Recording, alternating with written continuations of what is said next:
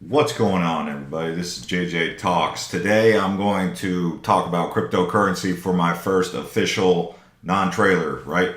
And the reason I chose this subject is because I'm going to answer some questions and also review the last year. This time last year, I was posting about 2 to 3 cryptocurrency videos at least per day from November all the way through till December or January. I was posting about sometimes even 4 or 5 a day. That meant that I was tracking this market like a hawk. I mean, if there was anything going on cryptocurrency, I was onto it. That means that from the second I woke up till when I went to sleep, I was doing crypto. Why? Well, it was just growing crazy. It was an opportunity of a lifetime, it appeared, right?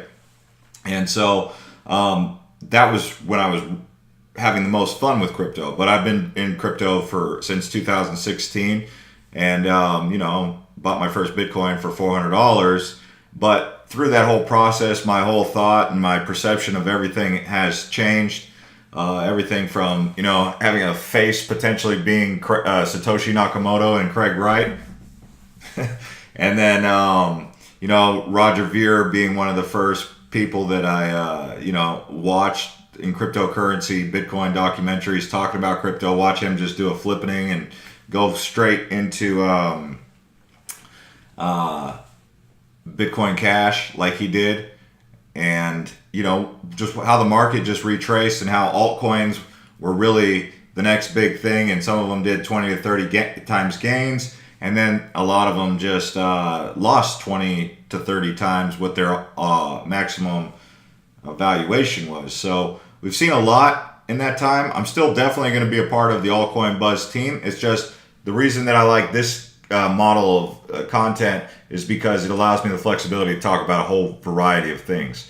So when we're going to talk about crypto in this video, it's where do I stand really with my vision for cryptocurrency moving forward. And I still believe that blockchain as a technology, digital currency, compared to the fiat system, is superior.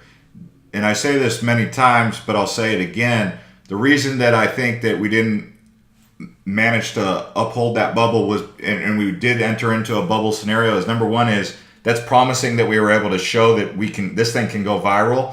But what was exposed was the infrastructure is just not in place for the mass adoption at the time. But what I take away from that, in my humble opinion, and I could be wrong, but I say that it feels as though we could enter back into that kind of hysteria, that kind of excitement again in the right type of environment. But for now, it's got to hibernate. Just because the bear hibernates at 2 years old doesn't mean that when it wakes up, it's not going to be a 3-year-old bear.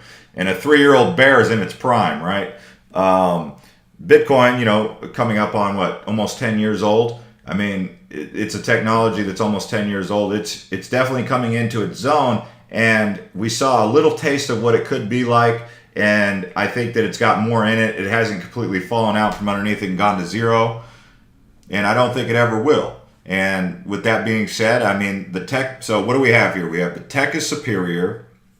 We have the fact that it's already been proven to be trendy and popular and can get adoption. And number 3 is we're going to be getting some infrastructure repairs that are going to allow us to actually try it out. It's like trying to take the first Ferrari around the track at Monaco for the first time and then realizing, hey, wait, the chassis is messed up. The aerodynamics are not as good as we thought. Oh, and by the way, the steering wheel comes out of the column when you're trying to make a left-hand turn going 25 miles an hour or something like that. I mean, we were exposed. There's a lot of things that worked, but there was also the things that didn't work. And that's what I am still excited about cryptocurrency, is because I'm able to identify some of the strong links and the weakest links. And once those weakest links get repaired, it'll be interesting to see how the Ferrari goes around the track at Monaco, right? And that's what I'm saying. Now there's definitely some obstacles that we haven't even gotten to test out, such as spending crypto, right? Like we haven't even gotten to that point. We just got to the point where we knew that the exchanges couldn't handle high volume of buyers. That was what we really got to see, is that the exchanges were just not able to handle high volume of trades.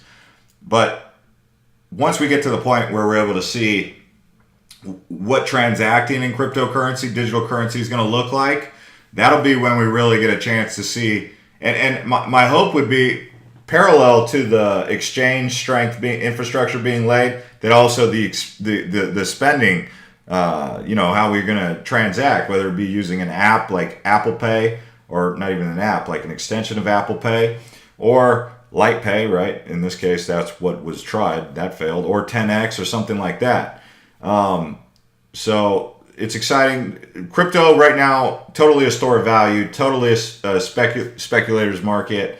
And it takes time for this technology to advance. And there's a lot of young people who are really smart plugging away at this, like Vitalik, trying to unlock the secret to getting this to work. And I think we're going to get not just one more round of bull run, but I think there's going to be a couple where we're going to see, these crocodile teeth form, and they're going to be over the span of 10 years or something, where you're going to see these pumps, these pullbacks, but you have to keep getting, this technology is going to have to keep advancing and getting stronger. If they run these ICO things again, because that was another thing that we have to factor in.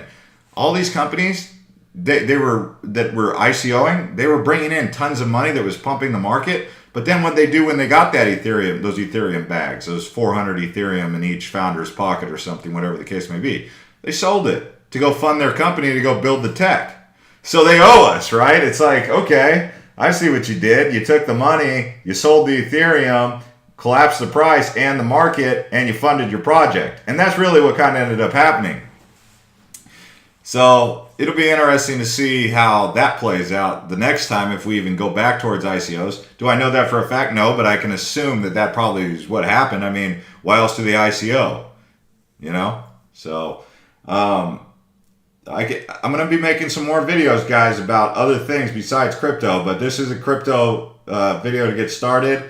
And what my intention is to also expose other people who are interested in politics and sports to these kind of conversations that happen. So it's kind of like cross-pollination, right? It's like getting people to talk about a variety of different areas, and that's the main objective with this show.